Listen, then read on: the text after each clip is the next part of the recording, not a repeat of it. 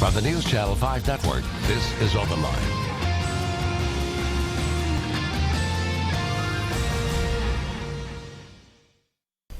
Good Monday evening, everyone. So glad you're here with us tonight on OpenLine. We have a great topic for you tonight. We are talking about building your career, finding a job, finding a better job. We are here to help you out tonight. So go ahead and give us a call if you have a question. I have Matt Lowney here, a career advisor with me. You've been on the show before. You're great. Thank you. So glad to have you back. You're full of answers, full of direction for people. Only putting you a little pressure on you to deliver tonight. But this is a great topic because the news really is good in Nashville. We do want people to call in. Again, number on the screen, 615-737+. Go ahead and give us a call right now. We'll get those calls lined up.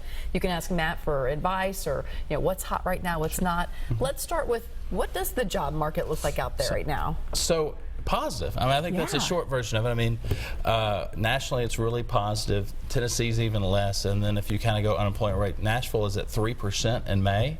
Unemployment rate, and kind of, I'm no economist, but about 4% you get to full unemployment. So at 3% you start looking at terms like negative unemployment. Which means what? Which means fundamentally there might be more jobs than there are people who can fill them. Because you get down to 3%, you've got a certain, that catches a lot of transient shifts, so just kind of natural turnover, so it's maybe not even truly 3%. And then you have a certain percent, I mean, you don't want to say it this way, but there's a certain percentage of the the population that's probably unemployable. I mean, I think, think about that number as, people were complaining since '08. It's time to, they were kind of entrenched in their jobs. They're afraid to leave their jobs, and now is the time to go do that and really look at what other opportunities are out there. What are some of those hot jobs right now?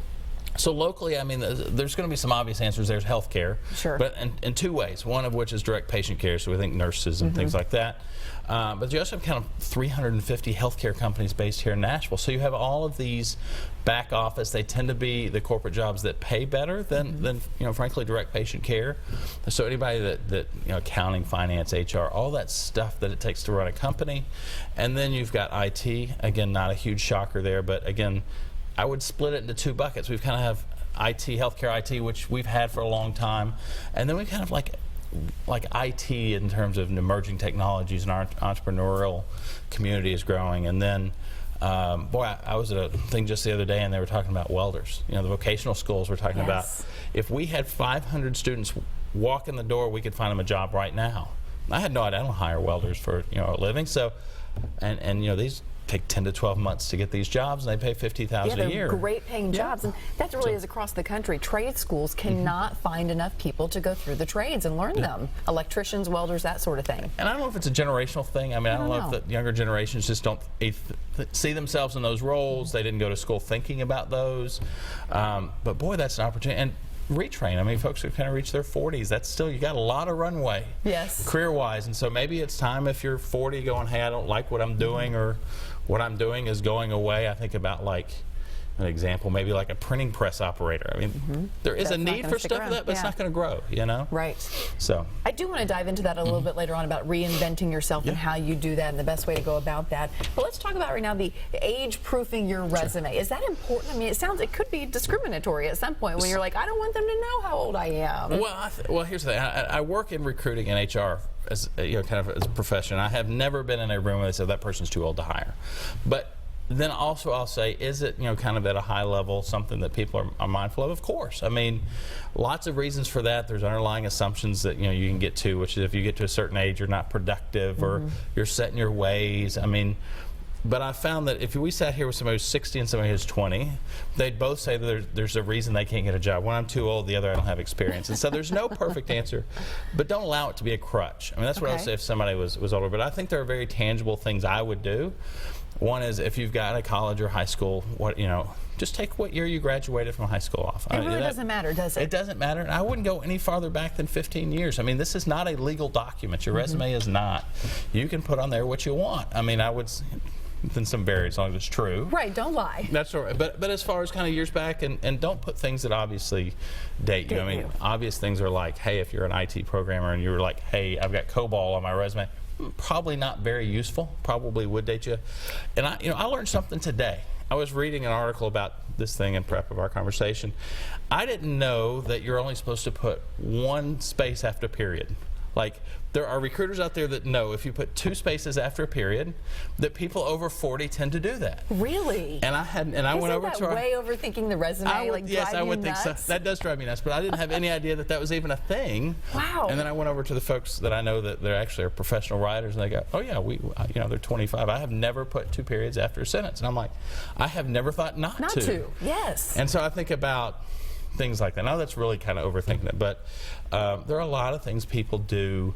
They'll get down to, don't worry about, I tend to not worry about it. People have email addresses that'll say, like, I have an old email address that has my first and last name and then my date of birth at yahoo.com. Yeah. And I I didn't think about that as a problem when I did it when I was in college. Sure. But now I'm like, it's probably not a good thing. Right, so, sticking out there, everybody gets it. Yeah. And things like AOL email accounts, those tend to kind of date you a little bit. So, don't do anything that shoots yourself in the foot. Get your year you graduated high school. Don't go all the way back to your date of birth. And the other thing is, make whatever that document is, which is your resume, reflective of what your LinkedIn profile is. People will look. Like, if I'm on the phone with you and we're doing a phone, I will pop open LinkedIn and look at you. So make sure that it's consistent. The document I have as a resume is consistent with your Facebook profile. There's nothing wrong with having gray hair. I'm not saying that, but if there's jobs you've left off on your resume that are on your LinkedIn profile, that will cause me to kind of go, yeah, well, why did you do that? Yeah, even if it's past that 15 years? I would say drop both. What I'm saying is just drop both. Yeah, okay. Be consistent. Let me ask you about LinkedIn. It kind of seems like a maze to me. Okay. And in my profession, it doesn't seem like people really use it that much to land jobs. It's not how we do it. But it seems like in other professions, this is the way to go. Or is it mainly a job recruiter's tool?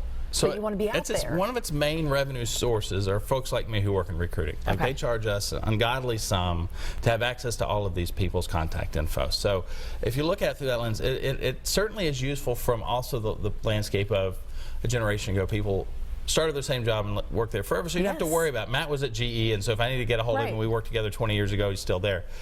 It was invented back in, I think, the late 90s, literally as a digital Rolodex, because all these guys were doing startups. Okay. And they'd have a new employee every 6 months, and they'd try to track somebody down, they couldn't find them.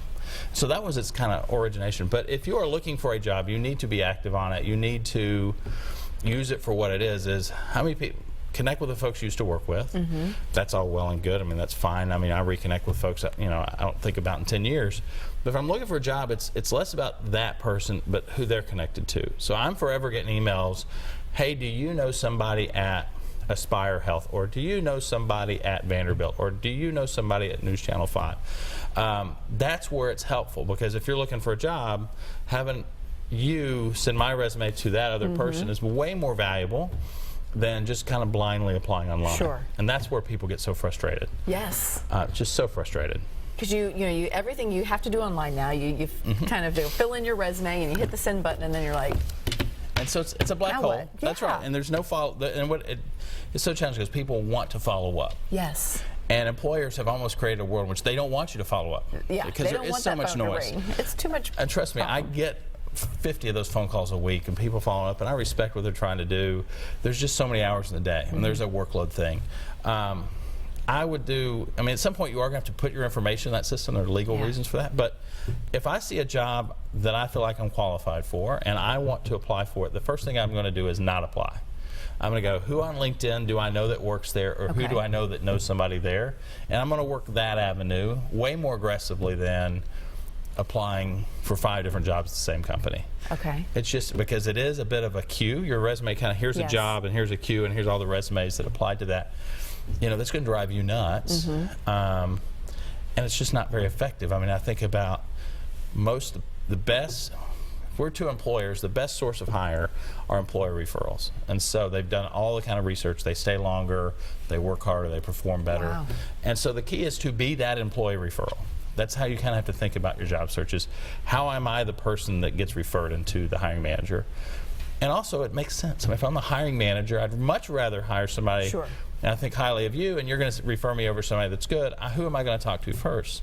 That person. I'm not going to go, well, who is the massive humanity that applied? Let me read through the stack of emails and resumes. That's right. That's exactly how it works. All right, we're going to take a quick break. More advice on how to find your next job or a better job coming up. If you want to get a question in, call us now, 615-737+. is the number to call. We're coming right back.